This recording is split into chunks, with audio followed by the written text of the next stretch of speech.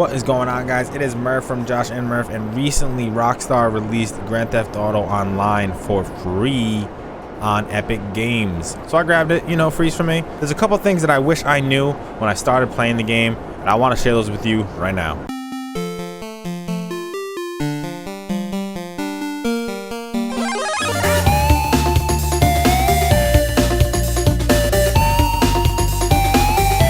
Alright guys, so the first thing I wish I knew is vehicles. So what I started doing in the beginning was using the mechanic for all of my cars. And you know what? It does take a little bit, and he's not that reliable. Sometimes I'll drop it all the way over there. And let's see how long it takes. I'm on the clock. What you want? Some wheels? Yeah, let me request give my body. It's coming at you. Coming at me. How long is this gonna take?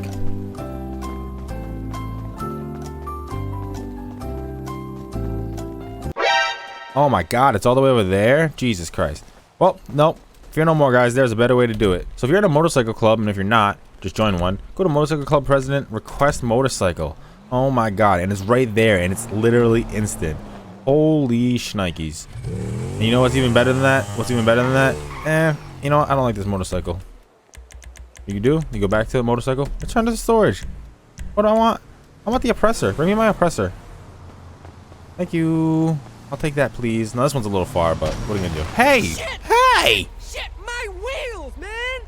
That's tip number one. Use the motorcycle club to get cars very fast. Well, to get bikes very fast, but I mean, I only really drive bikes in this, so yeah. Another thing I wish I knew in the beginning is Pegasus. Pegasus is another company that you can call and they'll bring you stuff. So for instance, I like to call them Pegasus Lifestyle Management. Bring me a helicopter. Beautiful new aircraft is waiting at our nearest airfield. We hope you're very happy, sir. $200, super cheap, and it's right here at the nearest airfield. So if you kind of have a little bit of an idea of where the airfields and helipads are, no problem. And it'll be real quick, and it'll get you to most situations quicker than driving, though, I promise you. So this tip is a little bit deeper in the game, and you're looking at it. And that'd be for you to get a flying vehicle, because it helps you make money so fast. You can do these missions where you'll get $30,000 in 3 minutes, about even quicker sometimes. And you know what? You just really can't beat it, and it's gonna have you flying through missions, literally. And besides that, just getting to your bunker. This bunker was one of the ones that most people have, and it is so far up the map. So if you can get a car to drive you up, fly you up there, this is just a huge map, and it's really hard to navigate unless you're flying.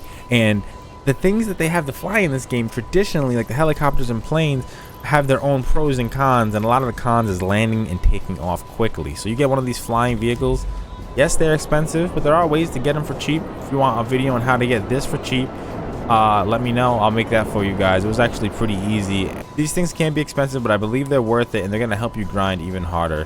One of the most confusing pieces of this game is how the businesses are set up. There's so many businesses. There's nightclubs, there's drugs, money, there's the motorcycle businesses, there's the CEO businesses. There's so much. And honestly, I don't have a full grasp on everything. What I did realize is that the motorcycle clubhouse can monitor all your motorcycle businesses. Now you can't resupply, you can't sell stock from here, but this is also a spawn point. So if you spawn in here, one of the first things I'll do is I'll sit down. Takes a little bit. Look at the risque posters. Hello. I didn't pick those, and it's also not August. Boom. So already this needs some love. I think I did a drop last night before I got off, and then this definitely needs some love on both ends. But now I can look at them and see, okay, that's like that. And I mean, I only have 2 businesses, but if you had 4 or 5, it would show them all, and it would help you keep monitor on them. You can also buy your businesses from here. I use this because although these things are relatively close, just the stopping there and the loading times and the checking and logging into the computers takes a little bit. So if I can just look at these and say, okay, I need supplies over here, I need supplies over here, or this is ready to sell, that's not ready to sell, then I can leave here and go right there, because they're all really close. So definitely you want to utilize the motorcycle club. Another thing I wish I knew when I first started playing, and maybe I did know it, but this game is a grind. I'm talking a grind of grinds. And probably the worst part about the grind is that there's other players here grinding, and some of them don't respect the grind, and they want to try to take you out. So that's a big part of it. Everybody's trying to get their money to try to get what they want, and you know what? It's not easy. It doesn't come cheap. Things are very expensive in this game. Missions are hard to get. Some of the harder missions pay out, but you got to know which missions to do that are going to pay you the best, and what is the best way to go about it. But one thing is for sure, it is definitely a grind. Grand Theft Auto. Alright guys, this has got to be my favorite hack. I can't even call it a hack. I don't like calling it hacks because it's not a hack, but it's a hack. So this map is huge, right? Huge. Like this map is just gargantuan. So let's say I just finished a mission at the nightclub. I'm all the way down here at the bottom. I got the nightclub on the dock. Pristine view. You're gonna love it. Come on down, baby. So anyway, let's say I want to go all the way back up here and I want to check on my cocaina business or my money business or anything in this area, Holmes, or anything up here, just anything north, or it doesn't even matter. This scenario is not that specific. All it is a quick respawn. This works especially well if you have friends in your lobby, and also if you don't care about leaving the specific lobby. This is not going to work if you are solo and you want to stay in the same lobby for whatever reason. I personally don't care about the lobbies too much as long as there's not modders or griefers in there. But what you want to do, you're going to go to your interaction menu. For a keyboard, it's M. Go to spawn location and set it to wherever you want to go, south, north, anywhere in the general area. You can't go to bunkers, unfortunately. You can go to your different nightclubs. You can go to a bunch of different locations. I usually use the apartment. But let's say I want to go north. I'm all the way south right now. We'll set our spawn location, online, find new session. And normally load times are very long in this game, but this is actually pretty quick because the same lobby, it's the same everything. You just fly right through, literally, and you're at the other side of the map. And this is also good if you're trying to get away from people that are hunting you down, unless they know the same trick. I do this all the time when I have friends in my lobby. It makes it so easy. And just like that, I'm halfway across the map. Way quicker than anything else you could hope for. Another big thing is snacks. Now, for a while, I underestimated snacks, and I wasn't exactly sure when they would come in handy. But I use them a lot when I'm in fights nowadays. And sometimes when you're in tense situations, or depending on the time, I'm not really sure. I haven't figured this completely out yet. But the snacks will auto-consume. You can just tap them. And that's actually really nice. And also, if you're a CEO and you have a CEO building, your assistant will give you free snacks. Yeah, you load up and there's no wait time. The worst part about buying snacks from vending machines is the wait time. So definitely get snacks, use snacks. They're going to save you on that next mission, and they might save you a lot of money. Merryweather, you might be familiar with them because they try to stop you every time you do a guns run for the most part. Merryweather is actually really helpful in a couple of situations. Merryweather Security Consulting. How can I help? So there's been times when I'm solo that a backup helicopter has been really worth it. I mean, $5,000 to cover your cargo, potentially $500,000 is well worth it. Boat pickup, I mean, you can use that if you're stuck out in the water for whatever reason. That's really cheap, really nice. I would probably opt to use the respawn thing that we just talked about. Helicopter pickup is really nice because this game is so grindy, like I talked about before, that sometimes you don't feel like flying or traveling, or if you have to do something or you just want to take a break, call a helicopter pickup, make a mark point, and he'll take you there. It's actually really nice. Alternatively, if you get a free helicopter for $1,000 if you just kill the guy and take the helicopter. But the one caveat is that you will start being looked at as a poor customer or client to Merryweather, and they might not answer your phone call next time, but that usually wears off. Call Mercenaries is another great one, especially if you're doing solos alone, and Airstrike kind of speaks for itself. They're all really great, and honestly, Merryweather I think is a little underrated. People don't use them enough. One big thing that makes this one of the coolest games out right now is that every week they do some sort of events or offers or something like that. A lot of the times it's just triple or double money on missions, which is always cool. You should definitely grind those missions that week. But also, one thing that they do is they do a lot of offers to get you free in-game money. Now, if you wanted to, seriously, you could do all of these offers and potentially make enough for a new bunker, an oppressor, a terabyte. There's a lot of things you can make this money for because they give away a lot of free money at first. Now, I could have just had a really lucky week, but when I started, they were giving away $1 million for playing in the month of May. Amazing. They might do that in June. There's some rumors about that.